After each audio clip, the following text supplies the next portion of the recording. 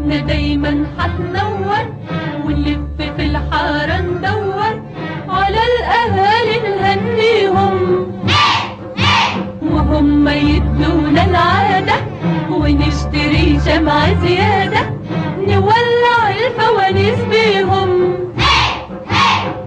افرحوا يا بنات يلا وهيصوا، رمضان ونور فوانيسه، يا حلاوة الدين والقمر الدين.